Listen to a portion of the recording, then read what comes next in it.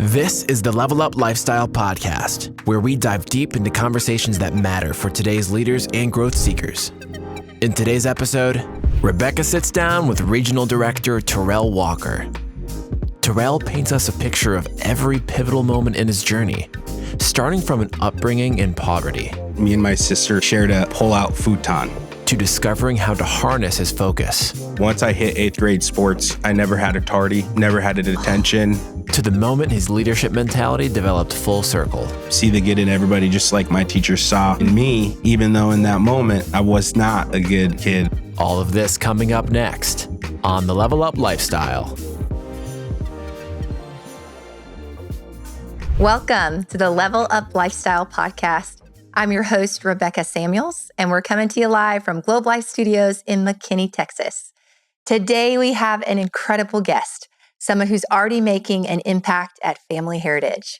So Terrelle Walker joined Family Heritage in 2021 and quickly made a name for himself, ranking number 6 all-time first performance his first year in the company. He went on to lead teams to great heights and just recently was our 2025 Regional Director of the Year. He's also our first ever agent to earn both Market and Regional Director awards in company history. So Terrelle, it's great to have you on the podcast. Thanks for having me. Absolutely. All right. Well, let's start from the beginning because obviously your story didn't start yesterday. So tell us a little bit about your childhood, what home was like growing up. Funny story. I'm from small town, South Dakota. I'm from the capital, Pierre, not Pierre. Okay. Got it. And got to give a shout out to Gray Zabel. Okay. He was first round draft pick in the NFL of 2025. And not only was he the first round, he started and brought home a Super Bowl. So, wow. Okay. Yeah. Go Seahawks. Go Is that Seahawks. right? Okay. Got it. Go Seahawks. Making Pierre famous. Yes. All right. You for insurance, him for football. Got it. Yeah. So, born and raised there? That's pretty cool. So, born and raised in Pierre. My dad from New York, mom from Pierre. Oh, cool. And kind of get into that, but they met in South Dakota, Job Corps. So, neat. But family of 4. My mom, my little sister Taya, my older brother Trevor. So I'm the middle child. Got it. 18 months from my older brother and 4-year difference between my sister. Pretty tight-knit family growing up? Yeah, I would say so. We come from humble beginnings. I would say grew up in a trailer, 3 bedrooms. I remember at times me and my sister slept on, we shared a pull-out futon for 3-4 years, right? Wow. So, and this was from starting out super young, or was this all the way? Okay. Yep. This would be, from whatever I can remember. Wow. And then sometime around 3rd or 4th grade, we had upgraded trailer houses, got a nice one. It was unbelievably amazing, at that time, because you only knew from what you had. Very tight-knit family. My mom is, a sibling of 8. So, and they're all pretty back to back. So, you talk about, Christmas and Easter and, I'm imagining the family reunions have got to be huge. Very big. Okay. Yeah. So huge family, aunts, uncles, cousins. Yes. And my grandma actually took that, that was a very serious thing. She was, hey, we go to church and we, family over everything. And so, we would have to rent out, event centers, conference rooms. So, and this is all in Pierre, your mom's whole family. Wow. Okay. Everybody. So small town, but big family. Yes. Okay. Yes. Humble beginnings, but sounds like you, especially in Taya, were super close. Yes. Okay. Wow. So there's the three kids, mom. What was that like? I guess, what were some of the things that you saw that helped you kind of form the character that you have now as a young person? Well, just the example that my mom set for us kids. She just, she 8 kids, 8 sisters, 8 brothers, they had it pretty hard growing up. But there was still a lot of love. Yes, it was tough times, but they found a way to still love each other and still, live life to the fullest. I think it just taught my mom, right away as a young woman, the importance of sacrifice, how to share, and just responsibility. And so, my mom had my brother young. She never graduated high school, but she did go get her GED. Go Mom. And she got into the, job force right away. Wow. And so that's where she met my dad. And she actually worked for Burger King for 20 years. 20 wow. years. So, okay. Again, speaking to the loyalty, the responsibility. I mean, you saw that day after day, 20 years. Every day. Yeah. Wow. Mm-hmm. I think just like when I think about that, it wasn't a lot of conversations about, work ethic and it was just her doing it. She showed you. Yeah. Didn't just tell you. Yeah. And so, I just was thinking about that is just like how she showed up. She would work 4:30 a.m. She'd have to be up on alarm clock for as long as I can remember, 20 years. Never missed a day of work. Never. Just her consistency showing up to work and just who she was at work and just how she didn't just have customers. She knew everybody's name. Everybody knew her. Wow. She knew everybody's family. She knew everybody's orders. And just, I would go get breakfast or lunch with my friends or dinner in the summer, and just how she, reacted with people really stood out to me. And so, I think that's just really some of the things I took away from her, just time in and time out, is just her resilience and responsibility and work ethic. Wow. Mm-hmm. So when would be the first times you started to apply that?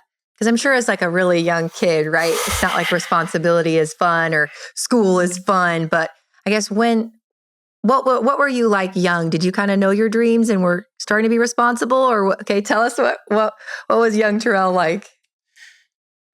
Young Terrelle, yeah, like tell my wife all the time. I apologize to every teacher I've ever had. It's a lot of energy, or a lot of energy, ADHD, ADD, HD, whatever, and all the 80s and Ds, all of them. But so not having my dad around, my mom, single mom, working every single day, providing, making sure, we had food in the fridge, clothes on the backs, like, looking at our situation and where we lived, it was a struggle, but what we had, it wasn't. My mom she invested into us as kids. She spent less on herself, more on us. I was very expensive in sports. Okay. But I had everything. Right. And so going back to the question of, when did that start showing up, is just, I'd probably say maybe when I started getting into sports. Okay. Where it's just kind of, an example, first figure, male figure in my life that was kind of having side conversations of, just what you should be having with a man, Yeah. And so just like workouts and just how to, treat people right, team player and stuff like that, I think maybe was a little bit of kind of introducing to what I saw from my mom. And then from there kind of translated as I grew into more sports. So how would you characterize yourself before sports? So, because it sounds like that was a big milestone. Yeah. Right? So, because that drive's got to go somewhere, right? The energy's got to go somewhere. So, yeah. So, I was not well behaved. I was detention a lot. A lot of tardiness, a lot of, fights, principal's office at middle school. I think I graduated in school suspension the last 2 weeks of school. Like, I just didn't really have a lot of structure. So, but once I got to sports, I didn't do the traveling basketball. I didn't do I didn't get introduced to sports till I was in 8th grade. Wow. Mm-hmm. Okay. So who or what introduced you into this world of sports? That's a great question. I'm not sure. Somehow, some way I went out for basketball practice and I was the fastest man on the court and I couldn't dribble. Oh man. I mean, I remember going down the court, the basketball hit the ceiling, the rafters, and but just the drive to get better. Okay. I think allowed me to relax and focus on something.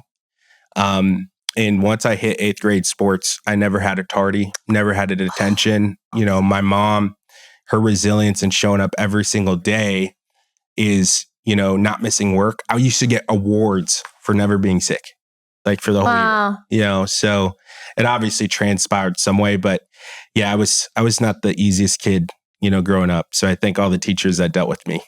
Shout out to all the teachers in Pierre. Yes. Okay, so once you found sports, it sounds like you got a track to run on, right? The energy could go somewhere. You're starting to get those positive figures and mentors. I guess kind of speak to some of those first lessons you're learning, because being fast is one thing, but then you're saying you had to learn a whole other skill set. Mm-hmm. So what was that transition like? I mean, you're probably starting later in the game, right, than a lot of kids. 100%. What were some of the things you had to overcome? What are the things they had to learn? Because you obviously went on a fast track of sports. It was a shock to the system. Okay. Fun fact, I used to skateboard a lot. Yeah. It was, I thought I was going to be a professional skateboarder. Okay, Tony Hawk. Yeah. And I was all right. Cool. Okay. So I was used to being really good at something and then getting into sports and not being good. I was just like, and then just the whole sports world of traveling and on the bus and teammates and these arenas with people, and it was all a shock, especially in 8th grade. But, what that transition was like is just like, 1% better. I was on the DNC team and, it's just like, I don't want to be here. I'm way better than this. And it allowed me to just, set a routine. I remember I used to go to the YMCA every single day this summer and work on my shooting. I'd be there all day and night. I had nothing else to do. Right. And I eventually got better and better, and I got into the gym, and I got stronger, and I got faster. By freshman year, I was on the starting A team, and by sophomore year, I was starting varsity. So okay, wow, yeah. So just a sneak peek at the hard work and the discipline that would later pay off. Mm-hmm. So was basketball the only sport, or one of many? Did you just go straight into all the sports? Yeah, I was football and track. Football ended up being kind of my bread and butter. Okay. What was it about football that you loved or that interested you or challenged you? I think I was just better. It was more natural. Okay. Yeah, it was more, you grab football and run. I was a running back. So, okay. I was fast and just scoring touchdowns. It was just really, really fun. And so ultimately that's what led me into college. I went and played 5 years. Wonderful. Yep. Okay. Well, what were some of those early lessons, learning football, obviously later in the game? Do you take any of those lessons into your life now that you learned in football or from your coaches? All the time. Especially in leadership here, Okay. The biggest thing, that I learned early on once I kind of found out I was decent at football is just, not asking people to do it, just showing them, being a great example, being the first one in the gym and, being verbal on the field and communication and just all these little things you don't think of in the moment. But when you're now here and you're just like, man, that did teach me a lot. And a lot of principles I got from that was just, how to communicate, how to lead the right way, not manage people, there's a few principles. How neat the football's, it's interesting. It's both the individual and a team. Mm-hmm. And I think you're alluding to even now here, it's individual, but it's a team. All of us leading towards one common goal. Yeah, that's right. 100%. Okay. Well, before we get to your story here, I mean, was that the dream, football? I mean, is young Terrelle in high school thinking he's going to go pro, or what are some of the young dreams you had? I think it started with, I really thought I'd be a professional skateboarder. But once I got into school or sports and structured and kind of calmed the ADHD, and I don't know if I necessarily ever thought I was going to be a professional football player, but I did have a high drive to go play somewhere, college football. So that was probably the ultimate dream. I didn't really know. I don't know if I really looked that far at that time.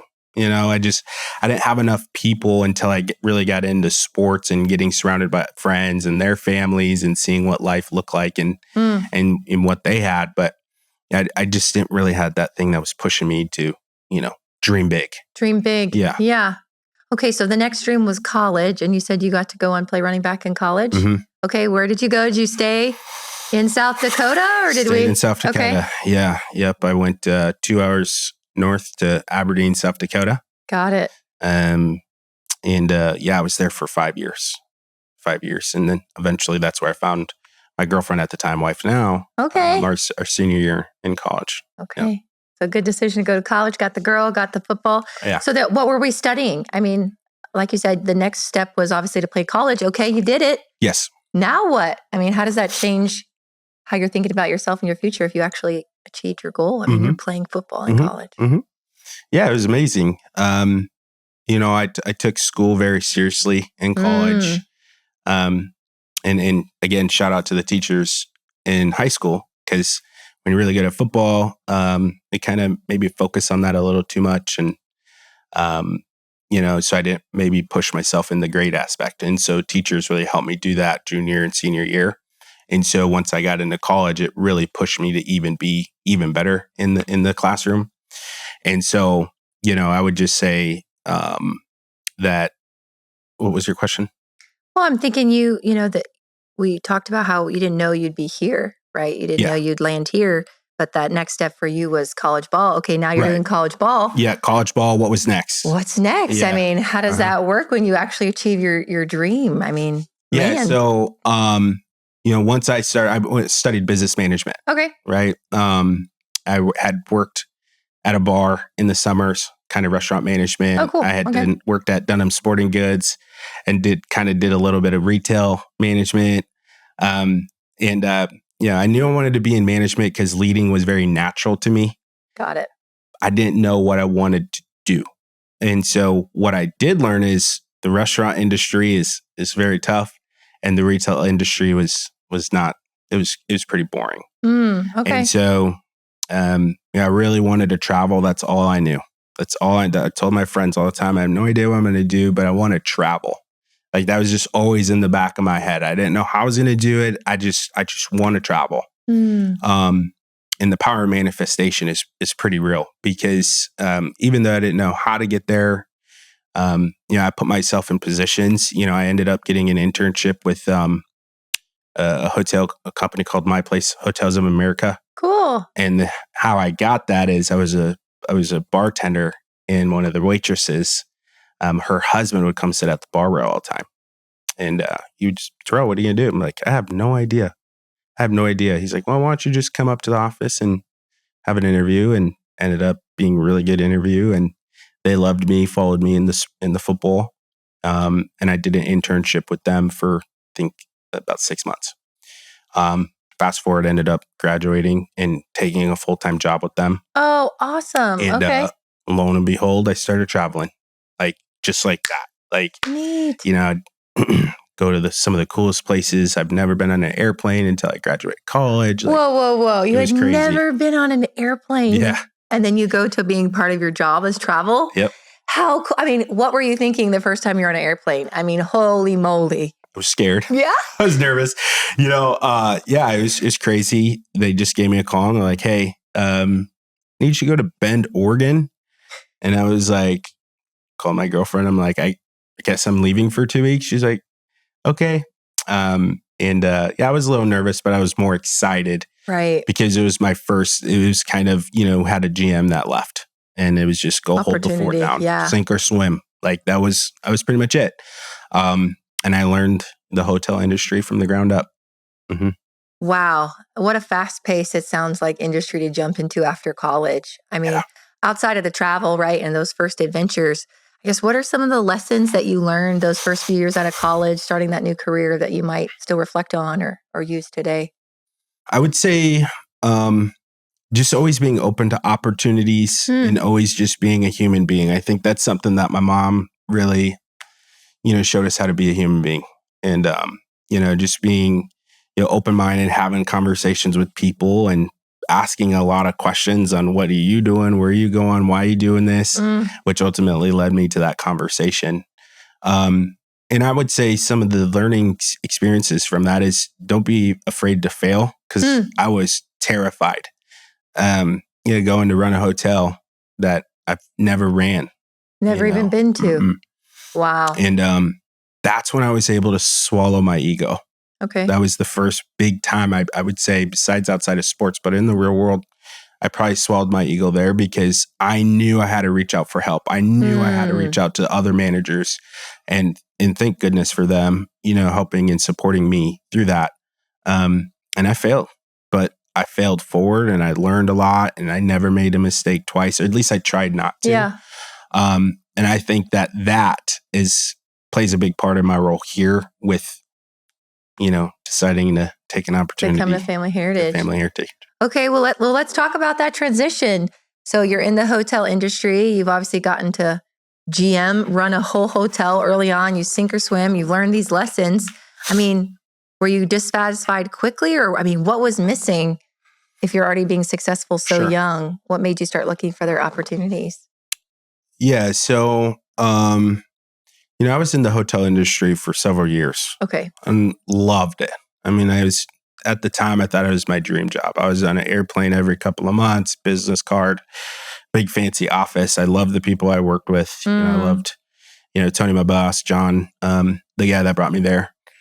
But ultimately, it was just, being told what to do, when to do it, and how to do it. And the traveling kind of got a lot, especially in a relationship. Where it's like, okay. Oh yeah, are we married yet? The girl we have her. Yeah, we're not. Okay. Yep. We graduated together. Awesome. Moved in right away. Awesome. Yeah, but it was just really hard to get a phone call and be gone for 2 weeks to a month and not know, and then do it again, and then go do it again, and then you throw COVID in there. Oh, got and it. You're running the $4, $5, $6, $7 million property, and it's all based off a budget. Well, COVID hits the fan. You can't keep housekeepers. Your guest reviews go down. We were writing contracts for housekeepers that come from across the country, and just couldn't keep GMs. And I was working 24/7. Wow. And I would say the real reason that I came here, what helped me make that decision is, unfortunately, in COVID in 2020, we lost my mom, right? She had been struggling with diabetes and kind of went into kidney failure. And so, I was just dealt with all that. And then puts things in perspective, I guess. Yeah, exactly. And that was one of the toughest things I've ever been through, had to deal with. But thank goodness for family. Thank goodness for Michaela. But I got back to my office and I just sat. And there was two friends in my life in that moment that was very pivotal. That they never went to college. They went to work right out of high school. One was underwater welder, and one was worked on the railroad. And they were building $3,000, $4,000, $5,000 houses. At the age of 24. Square foot houses, sure. Oh yeah. Blueprints. And I was just like, man, these guys are really doing it and making a heck of a lot more money than me. And I feel like we're working just as hard, just trading time for money. And so went home and told Michaela, I think I'm ready for another opportunity. And at the time, it was perfect timing because she was an accountant for a pretty well-off company in Aberdeen. And she was just like, yep, I'm ready too. And so oh wow, jumped on Indeed and found Transparent Financial. And wow. Okay, I have to ask, what was that first conversation like? You're on Indeed, you're looking at thousands of things, you click the thing, you apply to for it. What's the first conversation like hearing about insurance? Totally different than where you're at, right? Oh my gosh. Totally different. In more ways than we can count. So what was that like? What even made you apply for insurance? Gosh, we were still so young. It was 4.5 years ago. And I was just so hooked on wanting to make over 100,000. That was it. Like, I think I applied for any sales job that, wasn't car territory, Red Bull territory manager. I didn't want to be stuck in a vehicle just dropping off Red Bull. But I was just so hooked on making 100,000. And I think at the time it said 150. I watched the video about 4 to 5 times. Okay. And I told my wife, I said, no, not a chance. I was like, those guys are way too fancy in their suits. And she was like, Terrelle, come on. And I was like, I was making about 80,000 at the time. She was making about, 80 to 90,000 at the time. We had a house. Yeah. We were very well established. Yeah. Had been living in this house for 5 years. I said, I can't do commission. And I thank God every day, she had enough belief and trust in me that she's just like, Terrelle, what's the worst thing that's going to happen? Like, there's plenty of jobs. You have a great resume. She's just like, but what if this works out? Clicked on the ad and did my interview with Lauren Essenson, and the rest was really history. Wow. Said we're doing it. Jumped in. Sold our house in one day, all cash offer, and moved to Minneapolis. Whoa. Okay, wait. So how long between getting the job and selling the house? You have to tell me. Probably about a month or two. Okay. Yeah, it's been a while back. It was really quick. Once we found the job and I got accepted, she put it in her notice. I don't remember if it was 2 or 3 weeks, and our realtor, we let her know, and she, had it on the market but that night she had a client in the next morning. I mean, this is so many dominoes lining up and falling all at once. Manifestation. You guys were ready, and then you had the opportunity. You say yes, you put your house. What gave y'all confidence to just, 100% go in? You don't talk to a realtor after getting a brand new job normally. So what gave y'all the confidence to just 100% commit? A brand new career, brand new industry. That's a great question. I think that we just both knew we wanted more. And we just knew how hard, we were already working and being limited. And just, I don't know if it was a lot of confidence. It was just the right timing. It just all aligned. Her brother was already in Minneapolis with his wife now, Abby, and they had a place for us to move right away. It was kind of in COVID, you can sell your house, make a lot of money. It's true. It's just, buying one. So we had enough time to sit back, relax, take our time and buy a house. So from Aberdeen to Minneapolis. Yep. A month later. Okay. So you're living with brother-in-law and wife, Abby. In the attic. What? Yep.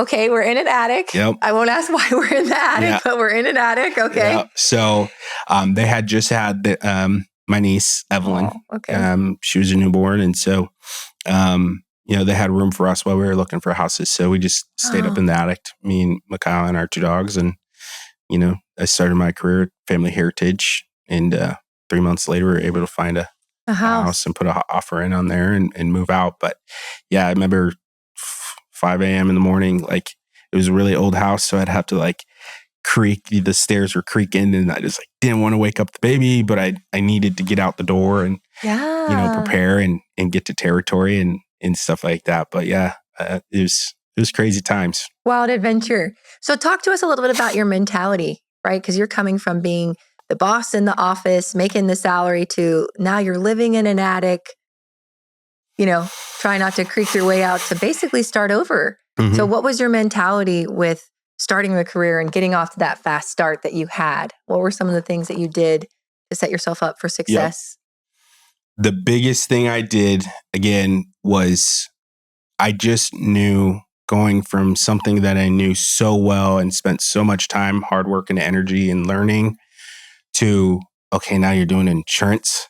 I knew that this was such a big leap and of pushing all the chips in and betting on ourselves that I wasn't going to be the reason it didn't work out. Right? I didn't want to sit there, and if I failed, I could have, maybe I could have, bought in a little bit more. I didn't want to be there. So from day one, I knew, hey, I'm the new guy on the block. I don't know anything from anything. And I'm going to learn from those who maybe aren't doing well. And I'm also going to learn from those who are killing it. Right? And so I just had that student of the game, throw your ego out the window and be the perfect sponge. And that's what I did. That was the mentality. Just be the perfect rookie. Be the perfect rookie. And you mentioned it before about swallowing your pride, swallowing your ego. We learned a little bit or heard a little bit about that with sports, maybe a little bit about it from a hotel. What does it look like in our business to swallow your ego and to be the perfect rookie? What does that mean? Yeah, it's just, put it on the shelf, Okay. You can come from a lot of success, but, it doesn't matter here. You got to be able to buy into the systems. That's not easy for a lot of people to do, stuck in their own ways. And that's one of the main reasons people aren't here for, that long is they're, this is what worked for me. Well, I've been doing this for a very long time and systems don't fail, people do.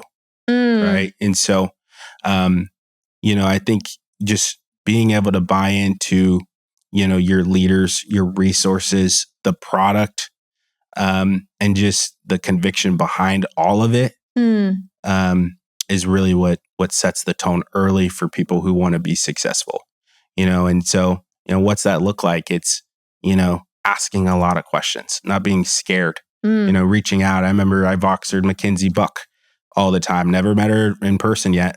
Think I had Voxered Dylan Buck a lot of times, and, just a lot of great people that did a lot of great things before me that I wanted to learn from. And sometimes I feel like people are maybe a little bit too intimidated to do things like that. Ask for help. Ask for help, trying to do it all by yourself. And that's one thing I did not do. Shout out David Chesmore. He still plays a big part, but man, that guy really took me under his wing, and just helped, develop me. And I'd call him 4 or 5 times a day in my first, year. And so just people like that have been really able to help me out through my career. Yeah. It's a team sport, like we talked about earlier. You have to still have your own discipline and humility, but man, we do better when we go together. So I love to hear that was a part of your journey. I guess talk a little bit about maybe some of the challenges you faced early on. I know you had a stellar first year, but then, you started to build. What was the decision behind starting to build? And then what are some of those challenges, ways you had to grow as you grew your business? So, coming from management, when I first came in, I was pretty clear with Justin and David, like, I'm not recruiting. Like, right. I'm here. I just want to finally focus on myself. Just so exhausted from trying to control things you can control in the management sector. And so they did a really good job at dripping for a very long time. But I put the blinders on and I just went to work, but the reason I decided to start building is because I came down to 201. Okay. And they showed some of the MD, RD raw numbers of just what you can make as an average MD and an average RD. Yeah. And I said, wow, okay. And then I had a conversation with the gentleman. He said, Terrelle, who do you think protects the most families in family heritage? And I was like, Rosanna Velasquez. Obviously, she's the number one agent. And he's like, yeah, actually, it's Justin Ellingson. And that just kind of hit home because you can protect more people with an army than just by yourself. And that was the light bulb. I ended up leaving 201 and called David and Justin. I said, I'm ready. Like, it was that quick. And wow. I said, where can I move? Because I'm not, I want to. We're moving again. We're moving. Okay. Yeah, we're moving. And he gave me a list of a couple of states and I went home and supposed to move to North Carolina, but plans changed. And we ended up going to Indianapolis where I spent two years building the business from the ground up. Yeah. So turned the house we had just bought 6 months ago into rental property. Oh my goodness. And and took off and got a skyrise apartment downtown Indy. Started over again. Beautiful apartment. Pool on the 9th floor looking over the city. And I mean, it was just really everything I'd ever dreamed about. I just always had these weird dreams about just living, in a skyrise apartment in a big city just for once, just the feeling, and just like that, it happened. It was crazy. Like, even my wife knows the story. Like, that's all I always talk about. It's like, I just had a dream we were in New York living in, this. And so we got to do that for 2 years. Wow. I mean, tell me what that's like. How do you feel standing on the 9th floor? I mean, knowing you're coming from a trailer in Pierre all the way to a skyrise in India. I mean, man, how did that feel? It felt pretty cool, and at that time, you're a year into the business, kind of see what type of income could be made. And so Michaela decided, she was like, hey, you don't have to work. Whoa. So she ended up quitting her job that, she had gotten in Minneapolis, and, she sold her car. Like we were you guys are all in. You don't do anything halfway. Okay. Yeah. The house is rented. Okay. The job has been let go. The car is sold, and you are literally downtown all in. Yeah. So, but we had a vision, we knew we wanted to get married. We knew we wanted kids, and we knew like, hey, this is it. This is what we're going to do. And, here's what we're going to do when we crush our goals. And so, going back to your question though, some of the challenges, when I made that move, just trying to move during the middle of the year, getting a rental property and still trying to hit goals. I was still trying to finish that first year of finishing in the,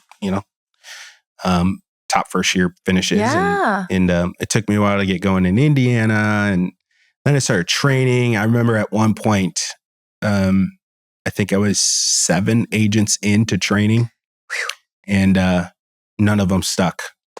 Oh, none of them. The heartbreak, man.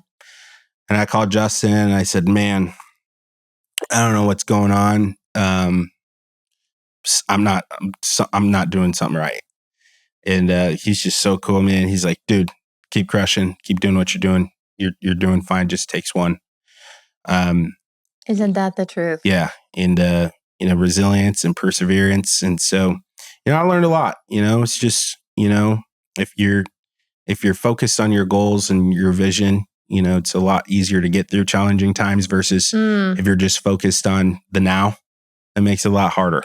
If you're focusing on money or protecting people rather than, hey, just go to work and focus on the controllables and you're building that foundation. And it sounds like your vision with you and Michaela was big enough to pull you through some of those times where people failed you or you failed yourself. I mean, if you had to categorize those 2 years in Indies, when you look back, how would you categorize or how would you describe what y'all took away before you moved again?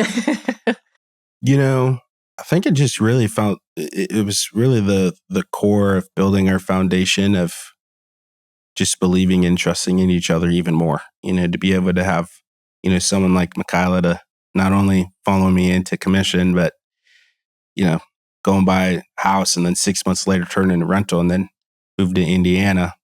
Takes a lot of trust, a lot of confidence, and, just the sacrifices she made so that we could set up our family for success has been amazing. And it's what I love about her is just seeing way more in me than sometimes I see in myself. But I would say it was just, the biggest takeaway from that is like it really just built a foundation of, what we can do when you push all in and what this business can provide when you can just keep going and keep putting, people in a good place and pour into people and really care about people. It's amazing what you can do. Absolutely. And you guys have really just started to get going here. So are we engaged yet? Did we pop the question? I know we're about to move again. So Great what's question. happening next? Great question. Yeah. So, so now we finished first year. Okay. And it was really cool. So, got engaged sometime in September, I believe. And as long as you know the anniversary, that's all that matters. Yeah. We found out we were pregnant in November. Oh, congratulations. And then we planned a wedding and we got married in February. So again, you guys don't do anything except for 100% in. Yeah. Wow. So, but the cool thing about this is finishing the first year, and then we kick off January with a triple cash bonus month, and we were getting married in February. And so I just came off of, breaking a company record. And so, it was the most money I made in 1 month before, my going to my wedding. Wow. And, we paid all cash to, for our wedding in Costa Rica. Mm-hmm. Wow. What an accomplishment. Yeah. That has to feel pretty good. So we get married in Costa Rica, and friends and family out there is beautiful. And then, we prepared for our first son, Zaid. So we said bye-bye to the Skyrise and got a townhome in Carmel, Indiana. And okay, we knew it was time to get back home, but we just had to figure it out. So we stayed there till Zaid was born, and 4 months later we moved to Wisconsin, where we're hopefully going to be for a long time. A long time. Yeah. Okay, so talk a little bit about that transition. I mean, how did becoming a father, obviously husband, quickly father, how does that affect your business and y'all's life? I mean, man, it's a lot of late nights and early mornings and yes, juggling diapers and bottles and motions. I mean, talk to us about that transition and what y'all really learned. Adapting, moving on the go. Something that Justin has instilled into us is just quarterback read option. Yeah. It's just, okay. Right.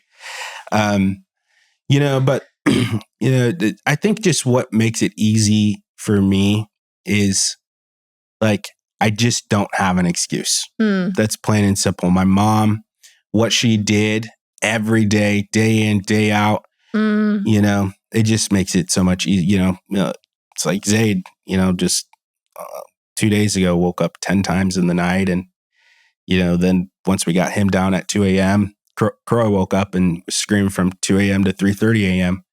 But, you still wake up the next day and you're still, moving, because that's just how life works. And I think that's just coming from, my mom doing it as a single mom and where I'm at, it's just no excuses. So, it's tough. It definitely pushes us, but we just know what we're working for the family and what we want to accomplish in the next 10, 15, 20 years. So you just keep it moving. That's right. And it sounds like that vision continues to push you guys forward. Okay, you mentioned something. So we're back in Wisconsin. So Zaid's born, right? We transition into husbandry, fatherhood. We're back in Wisconsin. Obviously, we had another baby, right? Yes. What's the dream in Wisconsin? I mean, it sounds like you want to make that home. What's the vision? What's next? What are we building, or what have we built? So once we knew, Wisconsin's kind of the last hurrah, we got a townhome because we knew we didn't want to buy right away. We wanted to give it a feel. But, the next step is just living life with the kids. You're preparing for whether they go to school or they're homeschooled, and just enjoying life. Croy's 6 months now, and, just enjoying the little time in the moments and get to spend with them. But we just bought a dream home in December. Congratulations. And so that's just kind of that next step is just, building memories and, living life to the fullest, traveling, and just being the best role models we can be for Zaid and Croy, two most beautiful boys I could ever ask for. And so, my job is just to set a great example, yes. And provide, for them, just like my mom provided for me. Continue on that legacy. Continue on. That's pretty much it. Yeah. I love to hear that, y'all's personal mission. Let's talk a little bit about how your leadership has evolved, right? Because you said you went from wanting to never manage again to, okay, I'm in. Talk a little bit now about how your leadership style and your leadership has evolved now that you've started to get some results. Yeah. I would just say, it takes a lot of patience, takes a lot of trust, takes a lot of buy-in, and it takes a lot of pouring into others. And the one thing that Justin is helped me is, not everybody's cut from the same cloth as me. Not everybody has the same story and journey as me and same mentality. So yeah, it's just what he's really taught me is that, meet people where they're at, meet them where they're at and just pour into them and just see the good in everything, So that's just really what I've been trying to do is just be patient, see the good in everybody, just like my teacher saw, in me, even though in that moment I was not a good, kid. And so, let's just kind of try to see through that lens with my team and, just love everybody and just build something special. I mean, it's so fun doing business with, friends, everybody in our organization. Just, it doesn't get much better. I tell you, just, now my, best friend Miles is, just hit 2 years, going on 3 years. And, oh, so fun. He's from Pierre, he's a year older from me. And, it's just really cool, to be on company trips with him now. Yeah. And share it took me 2 years to bring him on, but we did it. Yeah. Speak to that. I think definitely sometimes in our industry or our division, people might be timid or even afraid to bring their family or friends into the business. Talk through how you got yourself to the point where you could talk to your best friends or family about the business and maybe even how that motivated you. You're completely right. It is very intimidating, especially when you leave a company where you excelled so well and now you're just into most people insurance. Right. Just like, I was watching the podcast with Dylan, the other day. It's such a blanket statement, but I think where I got my confidence is just, being able to set the tone, right away, finishing, how I did in my first year and just setting the standards and examples high and being able to just see what's possible and him to see that, I think, is really what built my confidence. And, the trips and the way the company, treats us and, how they care from, Ken, all the way down to everybody else here at the corporate. So, and just the conviction in our product, what we sell, I think the biggest thing was, he ended up having a friend that passed from cancer in 3 months and we could have paid him a lot of money. And he kind of had that, realization that, hey, I could help out a lot more people. And, so it was just a mix of, me being relentless and tripping. But him, unfortunately having to see something like that just kind of was the nail in the coffin too. So once you got him on board, shout out to Miles, what was that like coaching or managing one of your friends from your hometown? I mean, that's transparency, authenticity. You can't really run away from that, right? Yeah. So what was that like? Was that motivating? Was that frustrating? What were the lessons you learned from coaching? Somebody it was a little scary. I didn't want him to know that, but it just small town. Yeah. Everybody knew who I was, what I was doing in the company, and Miles was so successful in the car dealership, and everybody knows everybody, and a lot of people just kind of, were hesitant, but I think what was really cool is our first day in the field. Can't make this up. We go to this John Deere implement. Okay. And it's first stop, first call, go in, shake gentleman's name, Tim. And, he said, Miles, what are you doing? Why aren't you at the dealership? Man. Well, Tim, I work for this company called Family Heritage. Family Heritage? Yep. Oh, cool. You guys just brought me a check for $11,000 2 years ago because I never went through cancer. And that was it. He was hooked. And from there, it's just like, man, you can't make that up. So, and to this day, we've actually filed a claim for Tim. He was diagnosed with cancer, and we've been helping him out this whole time. And he ended up just writing a letter of recommendation or IOA for Miles. He said, I can't believe you guys didn't cancel me the moment you gave me all that money. He's like, now I got all this money and I don't even know how to spend it. So it's been pretty cool and pretty fun. And now I think, he's been able to pay a lot of people locally, in Pierre and the surrounding areas. And now, he's got his confidence and traction out there and hopefully on his way to building his business up too. How's that feel, helping a friend or somebody from your same hometown build something that could be a legacy? I mean, how does that feel, man? Looking back, I know it's only been 2 years, but I mean, it's fulfilling. It's fun. And I think what's more fun about it is being able to do life with his wife and their kids. They came to Texas, and I remember, I don't know if Shelby remembers this, but she, Texas trip was a little tough on them. It was the first one, and they had a little young daughter, and then older daughter, and she was, kids were, a lot to handle, and she made a comment like, "Here I am in the nicest hotel I've ever been in my life, and I just need to relax and enjoy this." And that was really cool to hear, though, because just right off the bat, 6 months into the career or whatever it was, them being able to go and see our company and be able to be on trips like that. And now, going to, Mexico with them and, leaving the kids at home. And it's been really cool, really fun, really special. I think that's the best part about it. That's the best part. Helping him hit his goals and stuff is also really fun. But, seeing his family and get to enjoy it. 100%. Yep. That's what makes it. Because in the car business, you're working every weekend. And so now he's got his weekends back, and he has to pick and choose from what trips he can go on and can't go on. Pretty fun. Yeah. That choice, that freedom is pretty life-changing. Okay, well, let's talk just a little bit about what's next for you, right? You've been here 5 years. What's next? What are you looking to build? Where are you looking to grow?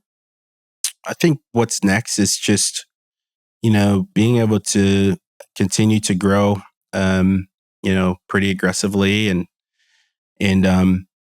just continue to pour into more people and create more leaders. Amanda Arndt says, you're not a true leader until you create a leader, and that leader creates a leader. And that's really the stage of where I'm at is, developing, all my leaders, and as they're developing their next leader. That's the goal. That's the goal. I also have a goal that, I want to be the first Black AO that climbed the career track. When that is, I'm not sure. Heck yeah.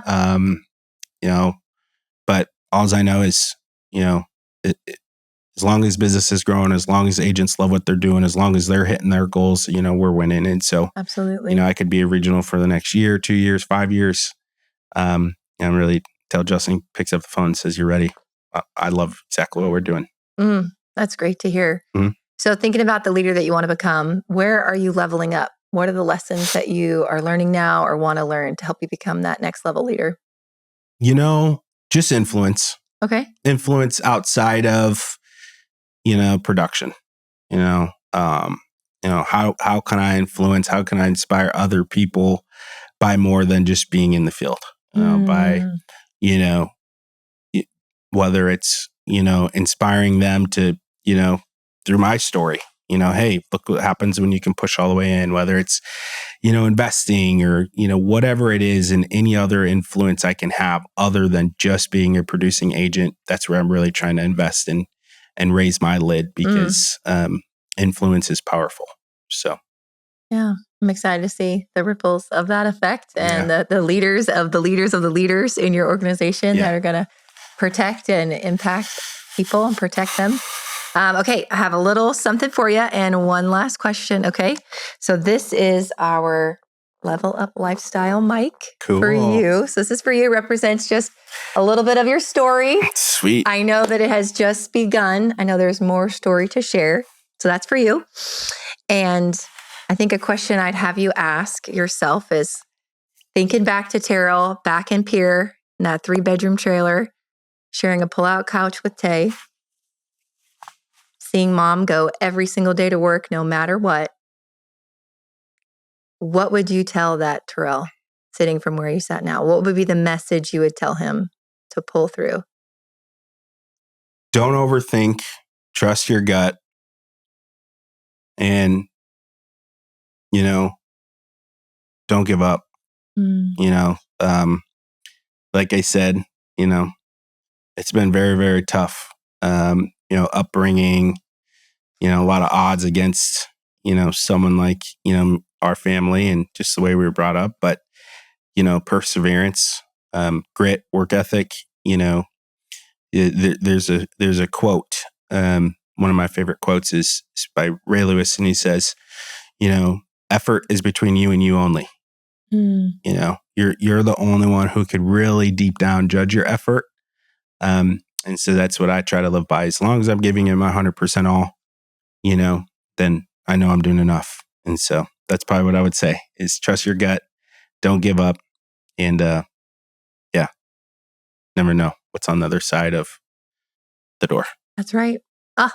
Thank you for sharing your story. Thank you for sharing your heart. I know that those that listen will be inspired and motivated to level up. So thank you. Thank you for having me. Absolutely. All righty. We will see you on the next episode of the Level Up Lifestyle Podcast. Thanks for joining us today. We hope this episode has inspired you on your path to success. Make sure to subscribe so you don't miss the next story. See you soon on the Level Up Lifestyle Podcast.